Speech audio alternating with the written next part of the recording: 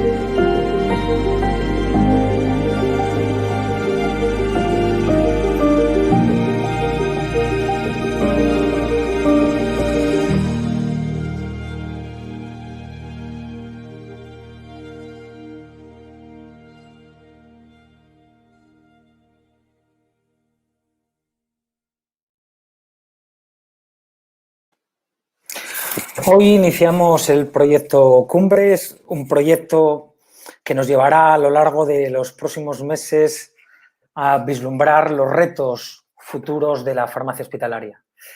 Los retos en los que analizaremos la visión de las personas, la visibilidad de la profesión, la aportación de valor, la innovación y el motor del cambio o la creación de equipos multidisciplinares.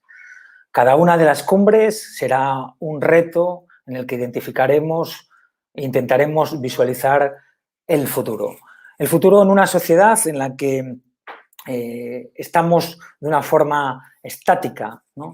Una forma que tenemos que definir, ¿no? Compartiendo, co-creando cómo serán y cómo abordar estos retos. Estamos en un tiempo de incertidumbre, en un tiempo que es más necesario que nunca tener una visión a corto, a medio plazo, tener la necesidad de quitar esta ansiedad, de trabajar desde la perspectiva de la ilusión. Y Cumbres pretende ser esto, pretende ser el camino de la subida, del ascenso, de compartir las dificultades, ¿no? De inspirarnos en aquellos que ya lo han hecho, de tener la oportunidad de escuchar a compañeros, a colegas de otras profesiones, de otros sectores que no son el sector salud, que compartirán en cada una de las cumbres su visión, su perspectiva, el trabajo andado. Pero será también la oportunidad de visualizar, de demostrar, ¿no? De ilusionarnos con aquellos compañeros de distintos servicios de farmacia hospitalaria de toda España que ya están trabajando, que están iniciando, ¿no? Que están viendo cuáles son las dificultades, cuál es la fricción y cuáles son los retos. Por lo tanto, Cumbres es personas. Cumbres es la visión de alcanzar, ¿no? Y de esforzarnos cada día por mejorar. En este primer proyecto, en este lanzamiento hoy 9 de diciembre de Cumbres, hablaremos de la primera de las cumbres, que es el Mulhacén. Y en ella hablaremos de ver a las personas, porque la clave es esta: no dejes que nadie te diga que no puedes conseguirlo. Y para hablar de las personas, queremos hablar de las personas desde el punto de vista de la humanización, desde el punto de vista de hacer de cada experiencia algo extraordinario, desde el punto de vista de ver a las personas mucho más allá de la humanización, ¿no? Ver a las personas desde el punto de vista de contar con ellas para transformar, ¿no? De contar con ellas para escuchar y contar con ellas para que nos ayuden a diseñar y a trazar de forma conjunta este camino. Y esta cumbre de esta tarde la subiremos con dos compañeros, dos invitados de lujo que paso a presentaros. Os presento a Toni Bruel. Bienvenido, Toni. Hola, Toni Bruel es... Hola, Toni. Toni es coordinador general de Cruz Roja Española. Lleva toda su vida, toda su trayectoria en Cruz Roja, empezando sus inicios en Barcelona, en Cruz Roja Juventud y, bueno, pues en la actualidad es el coordinador general de Cruz Roja Española. Buenas tardes, Toni. Hola, buenas tardes, ¿qué tal? Un placer estar aquí. Creo que el poder contar esta tarde, ¿no?, con Toni Bruel como coordinador de Cruz Roja Española, el poder compartir y visualizar qué es lo que se está haciendo, ¿no? Es decir, cómo podemos aproximarnos, cómo tenemos que tomar en cuenta, tener en cuenta, ampliar la perspectiva un poco más allá, ¿no?, dando unos pasos más atrás para poder tener una visión quizás muchísimo más amplia y ver cómo hay otros compañeros de viaje que están muy cerca, ¿no?, que están haciendo cosas tremendamente extraordinarias y cómo en esa perspectiva de no ir solos seremos capaces de subir esta cumbre, ¿no? Porque al final subir tiene que ser un esfuerzo en el que hay una parte de estrategia, de previsión, pero también de disfrutar en el camino y de hacerlo de forma conjunta. O sea que bienvenido y muchísimas gracias, Toni. Muchas gracias, Rodrigo. Y tendremos tenemos la oportunidad de contar con Ana. Hola, buenas tardes, Ana. Ana es farmacéutica del Hospital Ramón y Cajal y coordinadora de la guía de humanización de la SEF. Buenas tardes, Ana. Buenas tardes, Rodrigo. Encantada de estar aquí y también encantada de subir a esta cumbre con Toni, porque creo que vamos a aprender muchísimo. Yo creo que es algo que está inherente a la humanización, es la acción humanitaria, ¿no? ¿Qué más humanización que esa? Así que estoy deseando escucharle, la verdad, y que nos ilumine, ¿no?, en este camino que estamos empezando a hacer.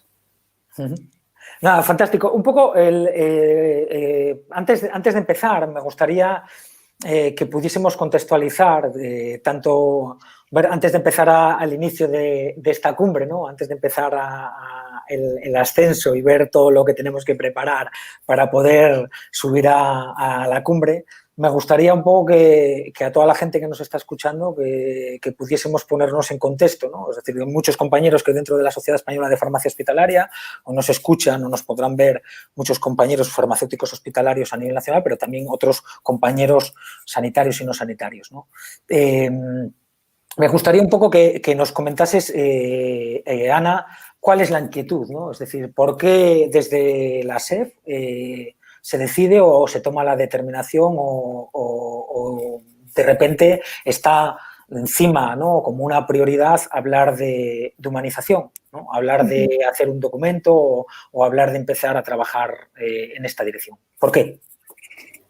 Bueno, yo creo que la motivación de la SEF en hacer, bueno, finalmente lo que ha sido la guía de humanización, viene a raíz de que pues hace como 2 años o así empezamos, ¿no?, a darnos cuenta también en nuestra profesión que veníamos de unos años en los que estábamos muy centrados en lo técnico, ¿no?, muy centrados en hacer nuestro trabajo técnicamente muy bien, desbordados por el tiempo.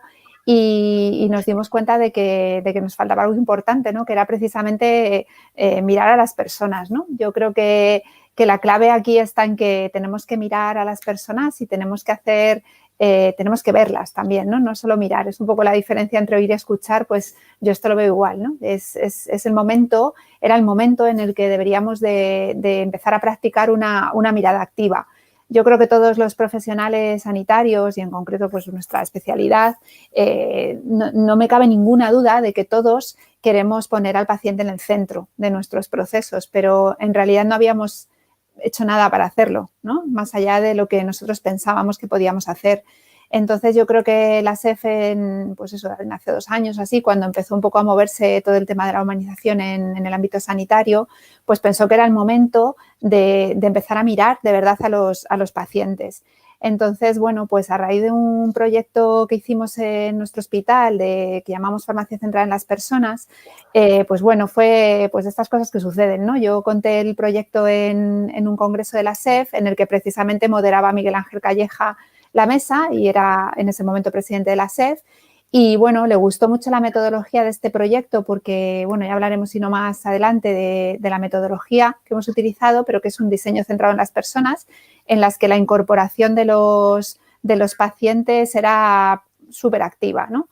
Era una metodología diferente a la que a lo mejor se habían utilizado hasta este momento para diseñar procesos y pensó que podíamos extender esto a toda la SEF y a hacer un documento que nos guiara. De hecho, primero se iba a llamar plan y al final se acabó llamando guía porque es un documento muy práctico con el que pretendemos precisamente guiar a los servicios de farmacia en este camino a tener en cuenta los aspectos emocionales de los pacientes cuando diseñamos nuestros procesos. Y para eso hay que contar con ellos. Sin ninguna duda hay que preguntar y hay que saber hacerlo también, hay que ponerle método.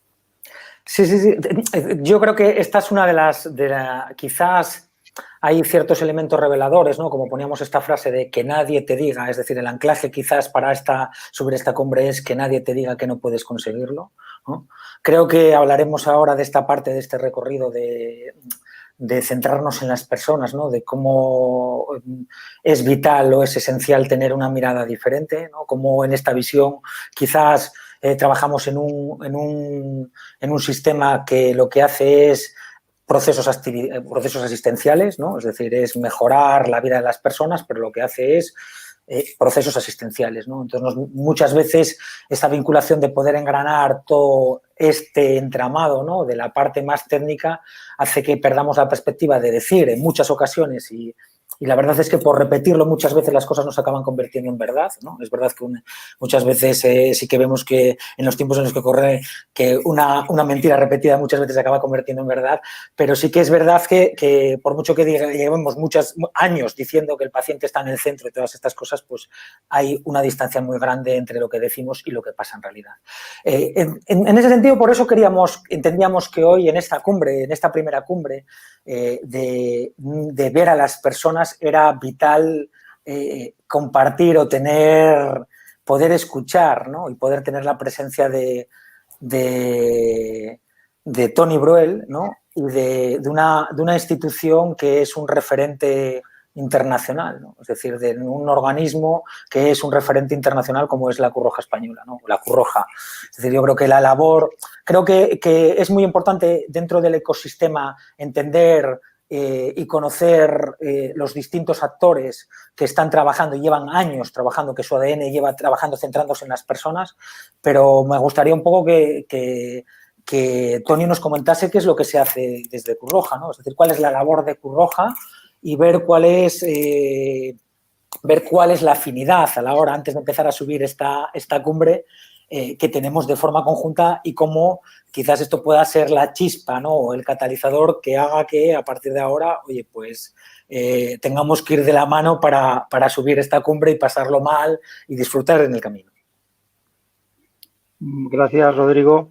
Bueno, yo creo que no podemos estar más de acuerdo en las reflexiones que hemos hecho. Hasta ahora yo creo que han dado en el clavo cuando estaba contando que hemos vivido unas etapas que todo el mundo nos decía que había que mantener unas ciertas distancias con las personas usuarias, que había que ser profesionales, pero que no había que vincularse excesivamente para poder mantener la objetividad.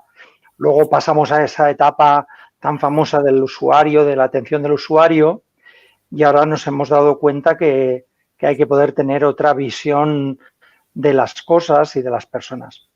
A nosotros en Cruz Roja nos gusta decir, queda un poco grandilocuente, pero yo creo que es muy expresivo, que mirar a las personas que sufren, mirarles a los ojos y mirar lo que les ocurre, es un acto de valentía, que al final es ponerse claramente de frente para comprender su situación y saber hacerlo mejor. Es decir, aplicar nuestras técnicas y nuestro conocimiento, pero siempre intentando comprender qué es lo que está ocurriendo detrás de la mirada de esas personas a las que estamos mirando. Y además, cada vez más importante, solamente viendo lo que realmente les afectan, sus necesidades y sus problemas, intentando no poner ningún otro filtro que no sean esas situaciones.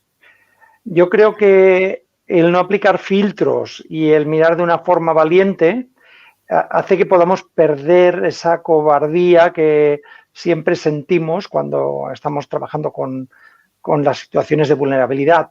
Ese miedo de si seremos capaces de hacer algo o no, cuando habitualmente las personas que tenemos enfrente saben perfectamente lo que vamos a poder o no poder hacer por ellas. Yo creo que en todo el ámbito sociosanitario ocurre lo mismo, y seguro que también en el ámbito farmacéutico también.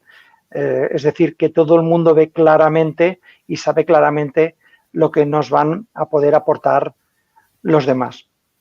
Dicho esto, en los últimos años hemos estado haciendo un esfuerzo muy grande para cambiar nuestra metodología general de atención a las personas, aplicando una nueva metodología que le llamamos marco de atención a las personas, que desde el origen, cuando una persona se acerca a Cruz Roja, la parte más importante y primera antes de nada es la de escuchar, de hacer una escucha activa de sus necesidades para poder comprender la complejidad o la sencillez de las soluciones que necesitan, porque muchas veces nosotros mismos hacemos complejos los procesos y hay muchas soluciones sencillas que, sumadas y escuchando bien a las personas, resuelven situaciones personales muy complejas.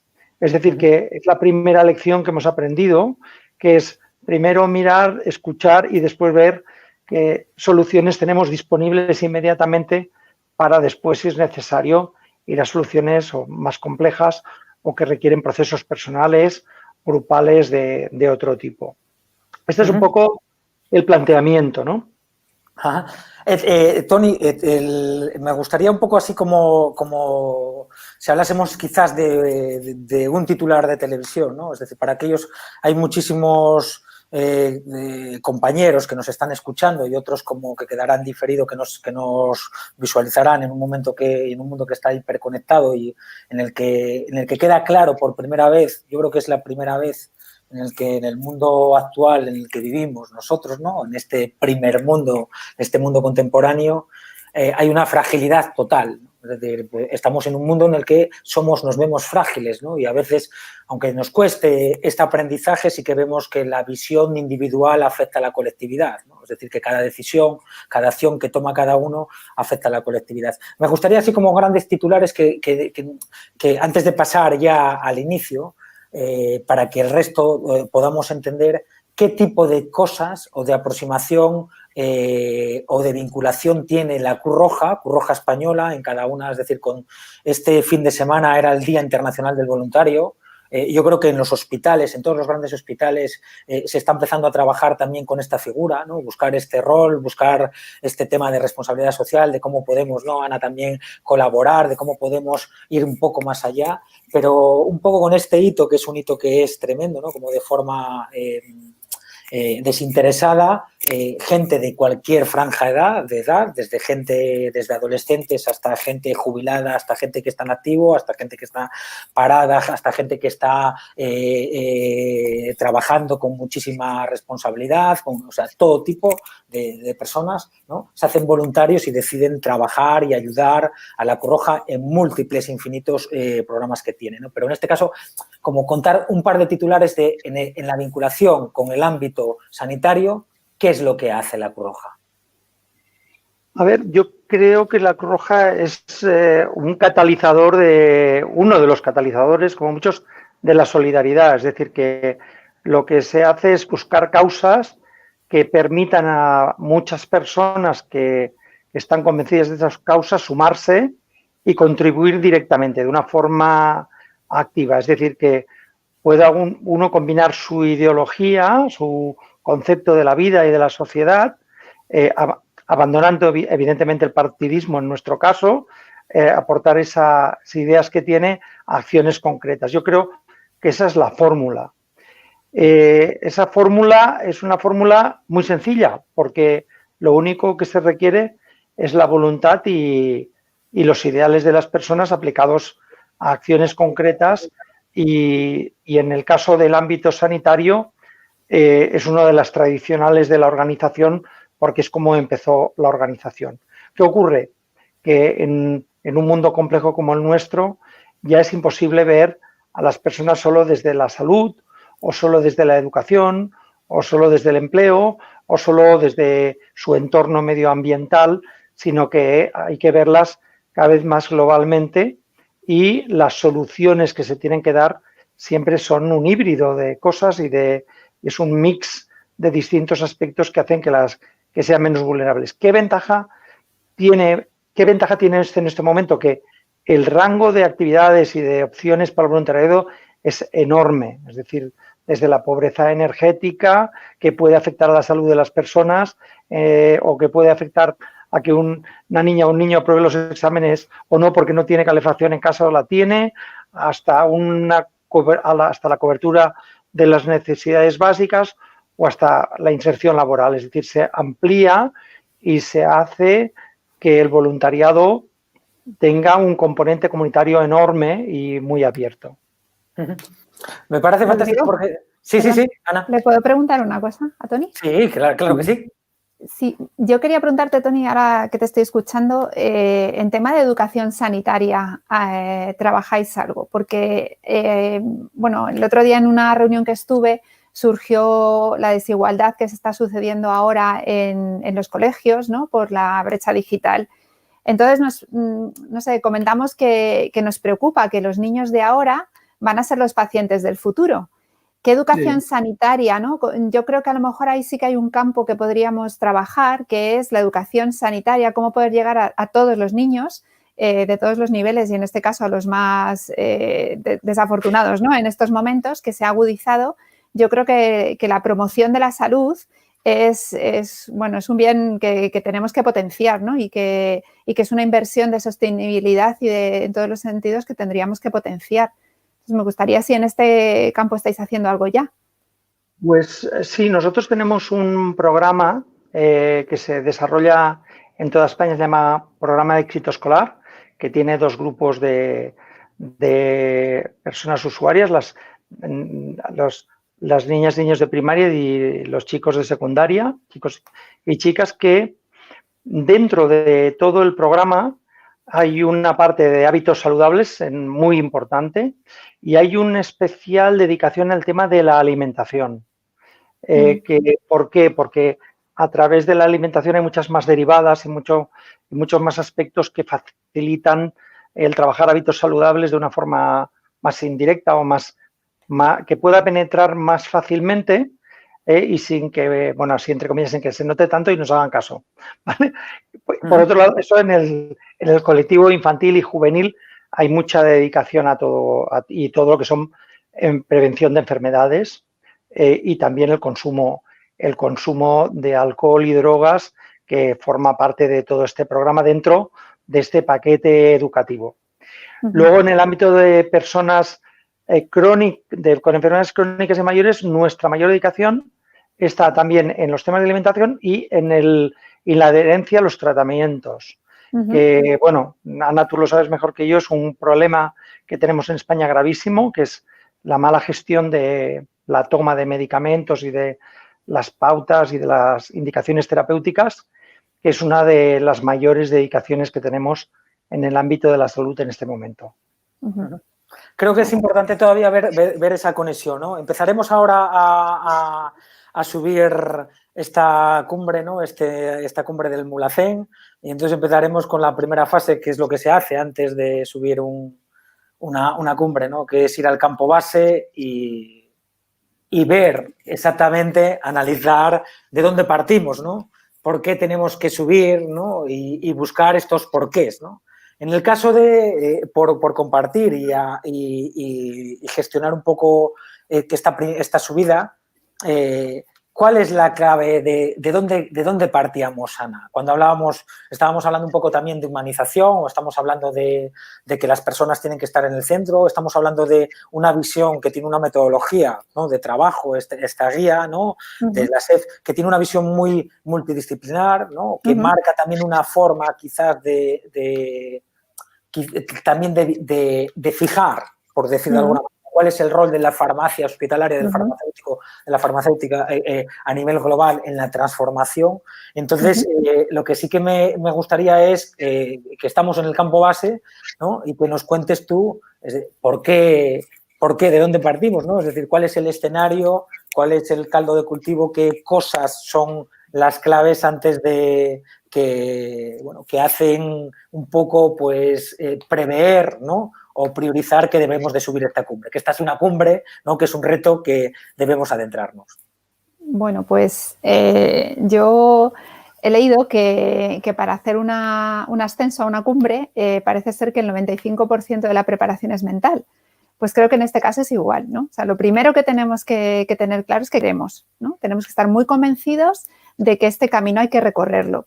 Y yo creo que es muy importante también que veamos la humanización de una manera muy transversal. Yo creo que es una filosofía, es una manera diferente de pensar, ¿no? Y que tiene que ser muy transversal a todo lo que hacemos. Yo lo he dicho ya en alguna ocasión, para mí la humanización es un poco como la calidad y la seguridad. No hemos tenido dudas en montar sistemas de gestión de la calidad en los servicios de farmacia en los hospitales. Tampoco hemos tenido ninguna duda en implantar estrategias de seguridad. Pues yo creo que la humanización nos la tenemos que plantear desde este mismo punto de vista, como una estrategia del servicio. Yo creo que tiene que impregnar todo lo que hacemos. No ir a cachitos, no ir como dando palitos de ciego, sino que nos paremos un rato en el campamento base a pensar cómo podemos hacer que esto esté en todo lo que hacemos, ¿no? En que cualquier paso que vayamos a dar, cualquier objetivo que nos queramos plantear, siempre este sea un factor a tener en cuenta, igual que lo está siendo, como digo, la calidad o la seguridad, ¿no?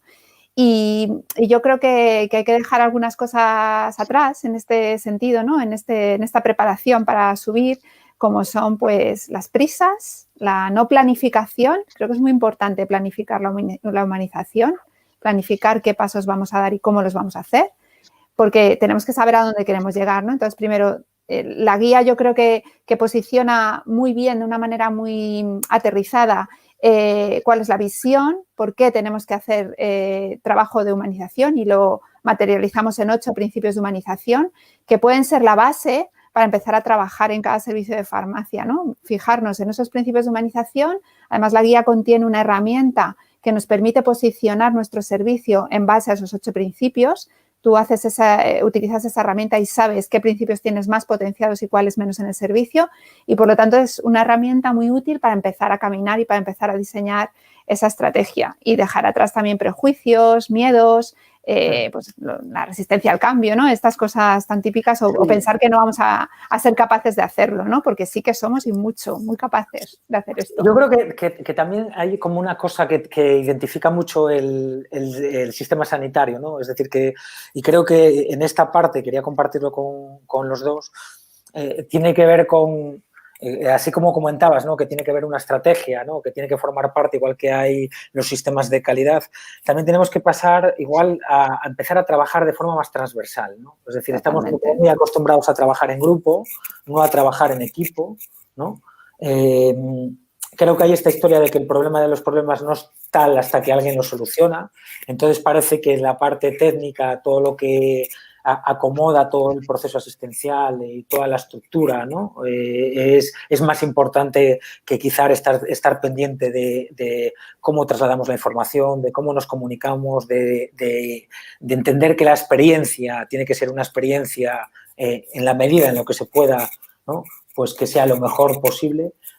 Pero también creo que hay también cierta tendencia a generar, y en esto me gustaría saber, en esta fase que estamos en este campo base, Ana, cómo podríamos revertir esto, ¿no? Es decir, tenemos como cierta tendencia dentro del Sistema Nacional de Salud, en los institutos de salud, a trabajar es decir, con a veces no, porque hacemos estrategias de calidad y al final el problema es que acabe siendo, ¿no? Es decir, una moda, por decirlo de alguna manera, ¿no? Que no se interiorice como algo que esté en el ADN, que forme parte del propio sistema, desde los que toman las decisiones arriba del todo, ¿no? Es decir, dentro de esa estrategia hasta los que la bajan, ¿no? Entonces, ¿cómo crees tú que podríamos dar ese paso para que tengamos documentos y los documentos sirvan para poder transformar las organizaciones? Pues mira, uno de los ejercicios que planteamos, bueno, la parte de humanización de la SEF, además de elaborar la guía, diseñamos una serie de talleres, que son 4 sesiones, para que los servicios de farmacia puedan precisamente plantear la humanización como una estrategia. Y uno de los ejercicios que hacemos es construir un discurso que nos permita, en pocas palabras, convencer, ¿no?, a la gerencia, a la dirección del hospital de que esto hay que hacerlo. Entonces, bueno, eso es un ejercicio bonito porque pues eso, en una frase eres capaz de incluir los motivos por los que tú crees en esto, ¿no? Y de ser capaz de convencer a estas partes del hospital a las que necesitas, evidentemente, para poner esto en marcha. Pero yo creo además que los servicios de farmacia tenemos una cosa muy a favor para poder potenciar diferentes aspectos dentro del hospital. Por ejemplo, vuelvo al ejemplo de la seguridad. Creo que el servicio de farmacia es muy capaz de poner estrategias en marcha que van creciendo la cultura de seguridad en el hospital. Haces un análisis causa-raíz, haces un ANFE y entonces estás contando con profesionales de otros servicios y esto se va difundiendo, ¿no? Pues con la humanización pasa lo mismo. Yo creo que al ser un servicio tan transversal, porque nos llaman servicio central, pero es que yo lo veo absolutamente transversal, tenemos una visión 360 grados del proceso del paciente. Todo lo que pasa en el hospital, prácticamente todo lleva un medicamento de por medio. Entonces, yo creo que esta visión que tenemos tan transversal tiene que hacer que sea nuestro impulso precisamente para contactar y trabajar con otros profesionales. Yo no concibo esto sin contar con los pacientes, pero tampoco lo concibo sin contar con otros profesionales. Y creo que esta es la manera de ir haciendo equipo, como tú decías, no grupo, y de ir impregnando de todo esto al resto de profesionales de servicios y de la dirección del hospital. Y esto engancha, ¿eh? Esto engancha. No, la humanización tiene mucho retorno, mucho. No, está claro que un poco, yo siempre recuerdo cuando se empiezan a hacer proyectos, hay una clave que es esto de la innovación basada en la envidia, ¿no?, que decía el compañero Julio Mayol, ¿no? Creo que es esta base, ¿no?, que a veces nos movemos por esto, ¿no? Pero en esta visión 360 y estando en el campamento base de donde partimos, ¿cuál es la visión tuya, Toni? ¿Tú crees que lo que nos está contando Ana se ajusta a la visión que tú tienes? ¿Crees que nosotros desde el sistema sanitario tenemos una visión 360? ¿O hay cosas que nos estamos dejando fuera? Espera, Toni, que estás mutado. Ahora ya, perdonad. Que yo creo que todos adolecemos de lo mismo, es decir, que tenemos un reto muy... O sea, a ver, la propia convergencia sociosanitaria que no está resuelta es una demostración de todavía el recorrido que nos queda. Es decir, tenemos que poder ser, más que esa respuesta a 360 grados, ¿no? Es quizá que tenemos que poder ver a la gente en 360 grados y ver cómo todas las cosas que se pueden hacer influyen en la mejora de la salud o en la inclusión social, no diferenciar y no separar todos esos aspectos. Yo creo que hay muchas personas del ámbito sanitario que hacen una labor social mejor que los que tienen la responsabilidad de hacerla social, y también en el ámbito social hay gente que hace un mejor trabajo de salud que lo que puede en algún momento determinado hacer otro actor. ¿Qué significa eso? No es que lo hagamos peor ni mejor, sino que se requiere y es ya imprescindible una mayor coordinación de todos los actores y de todos los esfuerzos. Y eso es una cosa que es posible porque precisamente en el caso del COVID, con una situación tan compleja, tan tremenda, tan grave, ha habido fenómenos de coordinación enormes entre todos los ámbitos, con lo cual eso demuestra que en situación de emergencia hemos podido hacerlo, se tiene que poder hacer en situaciones, pongamos entre comillas, de normalidad. Yo creo que esas lecciones nos las tenemos que aprender. Sí.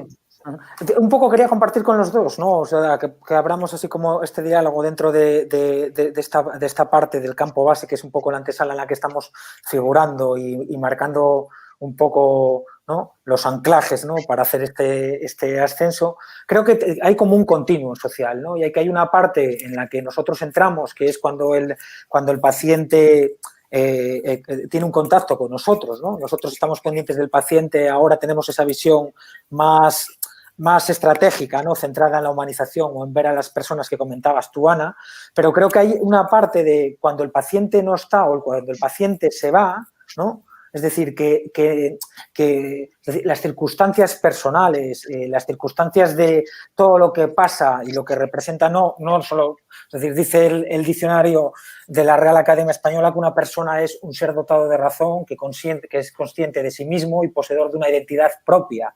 Por lo tanto, cada persona es única, ¿no? Entonces, creo que en esta visión me gustaría como compartir de dónde partimos, ver que podamos tener esta reflexión o este diálogo en el sentido de qué cosas, ¿no? Desde la Cruz Roja habéis hecho que no hacíais, ¿no? Desde el punto de vista de la farmacia o el acompañamiento, ¿no? O desde simplemente la teleasistencia, cuando hablabas de la adherencia, ¿no? O cuando hablabas de estar pendientes de la soledad, ¿no? O cuando hablabas, es decir, nosotros parece que el paciente si nos visita tenemos esta interacción con él, ¿no? Pero cuando el paciente se va, dejamos de tener esa vinculación y ahí entra otros organismos, ¿no? Como, por ejemplo, la Cruz Roja. Entonces, me gustaría ver un poco cómo veis ese continuo, ¿no? ¿Dónde creéis cada uno de vosotros que en este campo base convergemos, ¿no? Tenemos un punto de encuentro y dónde hay otras cosas donde nos vemos solos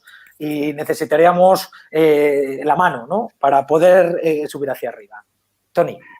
Bueno, sobre todo en las personas vulnerables, el mayor problema habitualmente es su desafiliación o desafección por los sistemas o el propio aislamiento por pensar que ya nadie te puede ayudar. Que al final es una ficción, no es real, porque hay muchos mecanismos en todos los sistemas de los que disponemos a disposición. Nosotros, por ejemplo, cuando se produjo la pandemia, tenemos un sistema por el cual nos permite automatizar llamadas a todas las personas usuarias, evidentemente. Cuando justo ya la semana anterior al estado de alarma pusimos la maquinaria de llamadas en marcha y en 2 meses hicimos 1 millón de llamadas a personas solas, personas mayores, personas en situación de dificultad, y tú te das cuenta que ese seguimiento es el que después activa soluciones. Es decir, que todo lo que signifique seguimiento o acompañamiento de las personas, aunque sea telefónico, activa demandas y permite con esas demandas gestionar soluciones, pequeñas soluciones. En el tema, por ejemplo, de la adherencia es fundamental. Es decir, la adherencia al final también hay que adquirirla con una rutina o con saber que alguien se va a preocupar o con saber qué efectos va a tener ese tratamiento que tú estás siguiendo. Y voy a contar un ejemplo extremo que podría parecer mentira, que también es un seguimiento, que nosotros con Amazon, con Alexa, hemos llegado a preparar ya unos ejercicios, unos ejercicios físicos para personas que los necesitan, que es una interacción con la Alexa, que no salva la brecha digital porque solo tienes que hablarle al aparato. Y el aparato te muestra unos ejercicios para las manos, para las rodillas, para el cuello, que pues entre el juego, la rutina y el seguimiento y la persecución, si queréis llamarle, entre comillas, que podamos hacer, hace que a lo mejor cosas que nos harían se hacen. El recorrido que hay en todo lo que es pensar en cómo acompañar a las personas de 1000 maneras es una de los grandes recorridos que tenemos en el ámbito social. Por ejemplo, vuelvo al tema de la soledad. La soledad, muchas personas, la soledad no la resuelven solo con que haya alguien que les visite una vez a la semana. Muchas veces unos ejercicios hechos con videoconferencia o con su propio televisor o unas llamadas telefónicas o unas pautas concretas actúan en personas que son autónomas y que tienen una vida diaria activa y que esa soledad la pueden paliar de esa forma y no necesariamente solo con los formatos tradicionales. A esto iba, ¿no? Antes de dar paso ahora a la siguiente fase de esta escalada, ¿no? Un poco a esta parte yo creo que es interesante el conocernos, ¿no? El conocer qué es lo que hacemos, ¿no? Porque muchas veces otra de las cosas que tiene, y para eso sirve, yo creo que es vital y fundamental hacer este trabajo de coordinación, ¿no? Que está haciendo Ana desde la SEF con un montón de compañeros que llevan tiempo y esfuerzo trabajando y que al final hay una información, un documento, una guía, es decir, que sirve para poder tejer este camino, ¿no? Que nos lleve a esta cumbre, ¿no? Que se pueda estandarizar, que podamos tener referencia, ¿no? Pero sí que es importante también es esto, ¿no? Que si esto no existe, muchas veces las soluciones las tenemos justo al lado de casa y ni tan siquiera lo sabemos, ¿no? Yo creo que, bueno, este es un punto clave, el del acompañamiento. Es un punto clave también que salió en el proyecto cuando estábamos haciendo la guía, ¿no? Los pacientes se sienten muy bien atendidos en general, se sienten muy acompañados, asumen que nuestra capacitación técnica es brutal cuando están en el hospital, cuando vienen a vernos, en nuestro caso, ¿no? Ámbito hospitalario. Pero después es verdad que se sienten un poco abandonados por el sistema, ¿no? Me acuerdo un paciente que era un paciente externo que recogía mensualmente su medicación en su hospital, decía: yo soy una persona activa, joven, que voy a recoger la medicación a la farmacia del hospital y hasta el mes siguiente nadie se preocupa por mí, pero no es que demandase a lo mejor incluso un seguimiento de llamadas ni nada, sino simplemente a lo mejor información que le pudiera permitir a él mejorar su salud. Simplemente, ¿no? Que le proporcionásemos, pues, lo que estaba comentando ahora Toni, ¿no? Pues ejercicios o lo que fuera, que le pudiera hacerse sentir acompañado sin necesidad de estar precisamente a lo mejor hablando con él, ¿no? Yo creo que el ejemplo extremo de esto en la pandemia ha sido lo que hemos puesto en los servicios de farmacia en la entrega informada de medicamentos, ¿no? El envío a domicilio de los medicamentos y la telefarmacia. Yo creo que esto nosotros no teníamos la estructura montada para nada, Toni. O sea, esto que dices de que rápidamente activasteis las llamadas, pues bueno, tener esa estructura ya montada, nosotros no teníamos nada, porque además el campo regulatorio en este sentido estaba muy verde en España, en general en todas las comunidades autónomas. Entonces, también las instituciones han tenido que poner las pilas para hacer pues, resoluciones express que nos permitieran a lo mejor hacer esto, ¿no? A mí lo que me da un poco de miedo después de esto, porque creo que por supuesto, esto se va a mantener en el tiempo, no sé si en la misma intensidad o no, pero está claro los beneficios para los pacientes. A mí de las cosas de la pandemia que creo que han sido muchas cosas positivas las que podemos sacar, me da un poco de miedo perpetuar chapuzas, ¿no? O sea, que lo que hemos hecho como hemos podido se acabe haciendo así para siempre jamás. No se puede hacer telefarmacia llamando por teléfono a un paciente. Tienes que verle. Fíjate lo que decía Toni antes, lo importante que era cómo estaban haciendo ese cambio de tengo que mirar al paciente, ¿no? Tengo que mirar a los ojos de esa persona y saber esa mirada valiente. Pues no podemos hacer una correcta atención farmacéutica o seguimiento de los pacientes si no les vemos la cara. Yo es que no lo concibo y que ellos no nos vean a nosotros, ¿no? ¿Qué comunicación es esa? Entonces, a mí me da un poco de miedo esto porque no todas las comunidades autónomas, no el sistema sanitario en general no está preparado ahora mismo para abordar esta forma de atención con las condiciones que yo creo que deberíamos de tener, porque además creo también que es un punto de humanización importante, ¿no? El hacer esa asistencia, creo que en la distancia, que es vital para muchos pacientes, no solo en situación de pandemia, sino en general. Por lo tanto, creo muchísimo en la telefarmacia, tenemos que hacerla bien. Tenemos que hacerla bien. Sí. Entiendo que quizás estamos ante una oportunidad para poder rediseñar la forma en la que hacemos. Totalmente. Y también en esto, perdona, Rodrigo, hay que educar a los pacientes, porque también hay pacientes que ven esta oportunidad, esta nueva forma de atenderles como, sí, yo estoy pasando al perro y te cojo el teléfono. No, esto es igual de serio que cuando vienes a la consulta y yo te atiendo en la consulta. Igual de serio. Entonces, yo creo que ahí hay que hacer mucho trabajo. Yo estoy completamente de acuerdo con Ana y precisamente el éxito del acuerdo que hicimos con las farmacias y con el colegio de farmacéuticos fue precisamente que respetamos el trabajo de las farmacias. Es decir, que cuando se llevaba un medicamento a un domicilio había siempre una farmacia que sabía quién era la persona que iba a recibirlo y qué necesitaba y se cruzaba la información. y no se puede, o sea, todo este tipo de ayudas o de acompañamientos, seguimientos, no se pueden simplificar porque tiene mucha importancia el cómo se hagan, ¿no? Porque si no, como decía Ana, al final haces chapuzas que con un poco de mala suerte se pueden consolidar encima.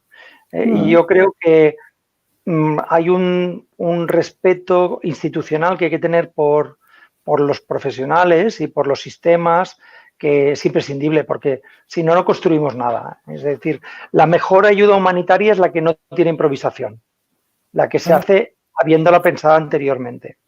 Yo creo que en este camino, Rodrigo, es un punto en el que sí que necesitamos colaborar con otros niveles asistenciales y también con organizaciones como Cruz Roja, por ejemplo, ¿no? O sea que, no sé, yo creo que aquí sí que hay camino para compartir y para aprender mucho.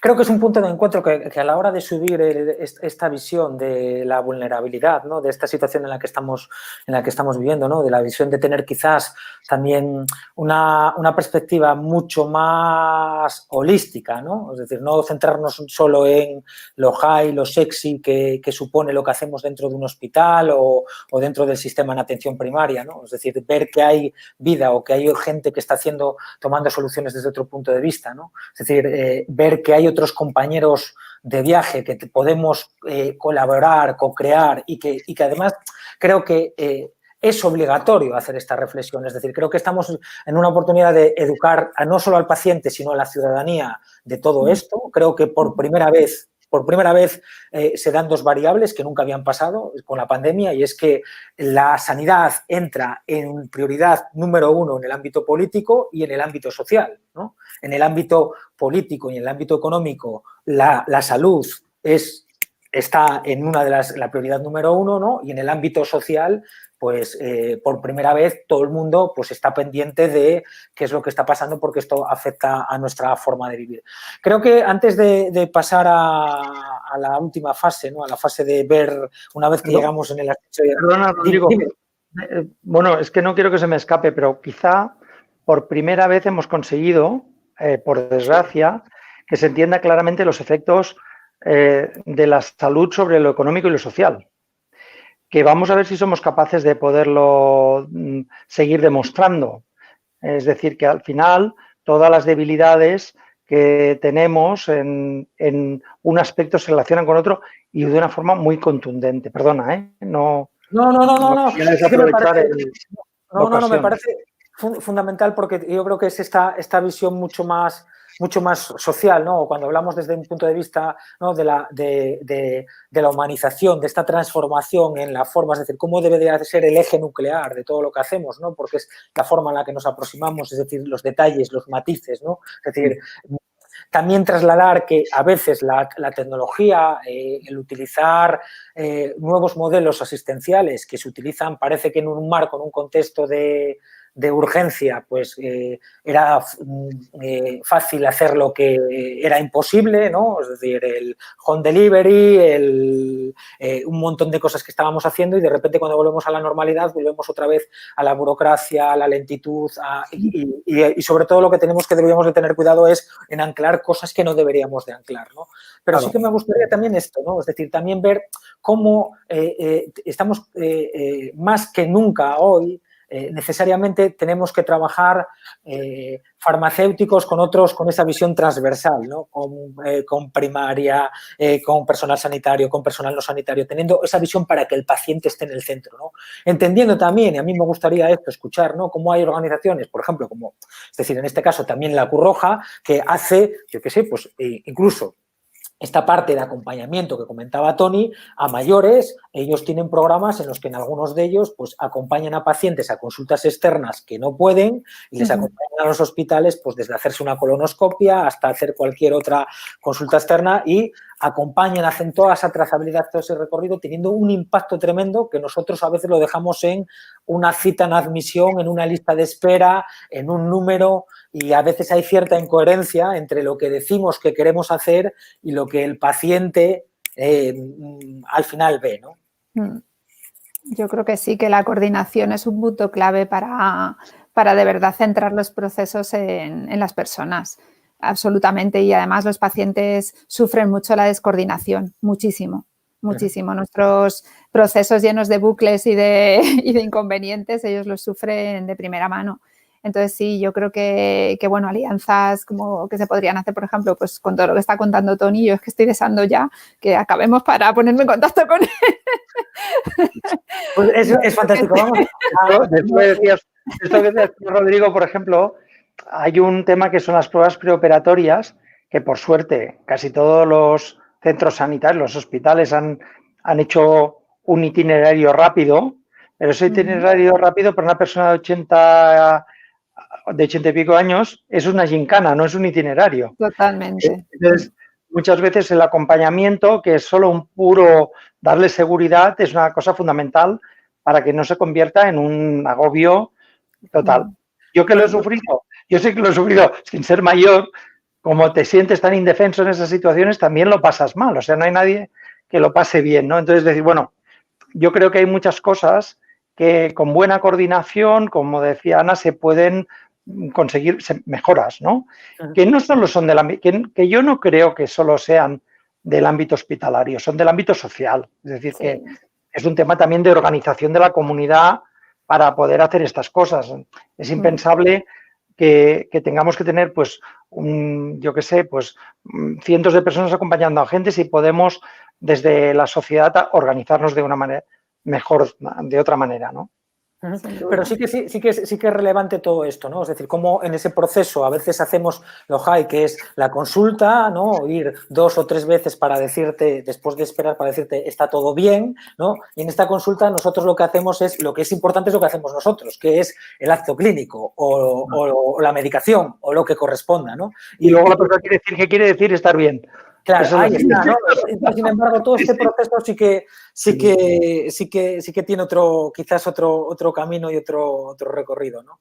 Entonces, sí que es importante un poco esto, ¿no? Ver esta sinergia y ver estos puntos de encuentro, ¿no? Antes de acabar, vamos a pasar al ascenso, ¿no? Estamos ya... Una vez que hicimos todo este campo base, esta estrategia para poder subir esta cumbre de ver a las personas, estamos ya arriba y lo que me gustaría un poco en estos 10 minutos escasos que nos quedan y después de pasar este tiempo, yo creo que lleno de reflexiones fantásticas, es que un poco ¿qué os parece? ¿Con qué nos quedamos, ¿no? Es decir, una vez que miramos hacia atrás, que estamos ya arriba en la montaña y vemos todo este tiempo, todo este esfuerzo, Ana, ¿qué nos dejamos en el camino, ¿no? Es decir, para poder hablar de humanización hubo que convencer que esto era tan importante como otra cosa, había descreídos. Ahora, bueno, pues es como cuando se habla de la innovación, ¿no? A veces, pues por repetir muchas cosas y ser muy innovador, uno no es innovador, ¿no? Entonces a veces en ese camino, ahora que lo ves desde arriba, ¿no? Que ya hay ese documento, que es una base, ¿no? Después del esfuerzo, después de una visión, después de una orientación que permite subir esta cumbre en la que hoy estamos, una vez que ya estamos arriba y hacemos cumbre, antes de bajar vamos a disfrutar, ¿no? Y saber disfrutar, hacer esa reflexión, pero para ti, una vez que hacemos la cumbre, ¿cuál es la reflexión de este camino? ¿Qué nos quedamos? ¿Qué cosas deberíamos de cambiar? ¿Qué cosas deberíamos de tener en cuenta? Bueno, a ver, por partes un poco. A ver, yo creo que tenemos ya ganado, que creo que ya nos hemos quitado la etiqueta esa de que la humanización es una moda, ¿no? Igual hace 2 años había que luchar mucho contra eso, pero yo creo que eso ya lo hemos superado, ¿no? Yo creo que más allá de si es una moda, si es una palabra que nos gusta o no nos gusta, ¿no? Que es la que haya que utilizar o no, yo creo que eso está ya ganado. Yo creo que desde arriba lo que se ve es lo que comentaba antes, de que la humanización tiene mucho retorno, porque en realidad yo creo que somos en general más felices cuando ayudamos a que otras personas sean más felices. Entonces, enseguida te das cuenta de que haciendo incluso pequeñas cosas, el impacto que tienen los pacientes es muy grande. Entonces, desde arriba se ve mucha satisfacción. ¿no? Pues eso, yo imagino que la misma satisfacción que tiene un montañero cuando llega arriba, ¿no? Vale, ha costado, es verdad que es un camino que en ocasiones el sistema no te lo facilita, pues tienes que dedicar más tiempo, a lo mejor de lo que creías, ¿no? En un principio que ibas a poder, pero al final puedes, que por otra parte es nuestro día a día, porque en todo lo que hacemos tiramos para adelante con mucho esfuerzo, pero lo conseguimos. Y creo que desde arriba también tenemos que mirar los cimientos, ¿no? Que estemos preparados para que si estamos arriba y lleva una ráfaga de viento no nos tire. Yo creo que esto es importante. Yo, mira, justo hoy hablaba con una compañera de la farmacia porque estamos ahora inmersos en temas de auditorías de calidad y tal, que la pandemia nos ha sacudido muchísimo, ¿no? Evidentemente a todos, pero decíamos, tenemos un sistema de calidad muy sólido, muy impregnado en todo el servicio y cuánto nos ha ayudado este sistema a no tambalearnos tanto en la pandemia. Pues esto es lo mismo. Si tenemos unos buenos cimientos y una buena estructura montada, cuando nos llegue una pandemia todavía seremos más capaces de no olvidarnos de este aspecto emocional que, por otra parte, creo que en esta crisis sanitaria ha subido de manera exponencial a todas las personas. O sea, yo creo que hemos mirado mucho hacia los pacientes, muchísimo, hemos hecho todo lo posible por ayudarles, pero también entre nosotros. Nos hemos cuidado mucho los profesionales y eso nos hacía mucha falta. Entonces, bueno, pues yo desde arriba veo eso, ¿no? Veo que merece muchísimo la pena el esfuerzo, que tiene mucho retorno, que te sientes muy feliz haciendo feliz a los demás y que son importantes esos cimientos, que tenemos que esforzarnos en que tengamos una base muy sólida. Fantástico, Ana. ¿Tony? Bueno, yo creo que cuando llegan los tiempos difíciles y cuando la gente sufre situaciones difíciles, la comunidad tiene mucho que decir y las expresiones de la comunidad son muchas, es decir, son desde las profesionales, los sistemas, las personas, las organizaciones, y quizá hay que aprovechar esta cola de cometa que se ha producido, ¿no? con la pandemia para entenderlo, para comprender que esto es necesariamente así, que la solidaridad vecinal, como la expresión más pequeña, hasta la colaboración ciudadana en otras expresiones, es fundamental en todo. Y que también, evidentemente, el que todo eso hace una sociedad más feliz, aunque estemos evidentemente también en un momento social complicado, pues son lecciones que hay que mantener. Fantástico. Yo la verdad que ha sido un auténtico placer poder empezar este proyecto tan ilusionante de la Sociedad Española de Farmacia Hospitalaria a lo largo de estos meses, ¿no?, en los que vamos a elevar y subir distintas cumbres, que son distintos retos que afectan a la farmacia hospitalaria, a la profesión, a quiénes somos y quiénes deberemos ser, ¿no? Y creo que iniciar este proyecto tan bonito, tan diferencial con esta cumbre de ver a las personas, ¿no?, de analizar las claves y la estructura del sistema, ¿no?, con la aportación de Ana y con la aportación de Tony, con estas visiones tan complementarias, ¿no?, y la verdad que tan necesarias de escuchar.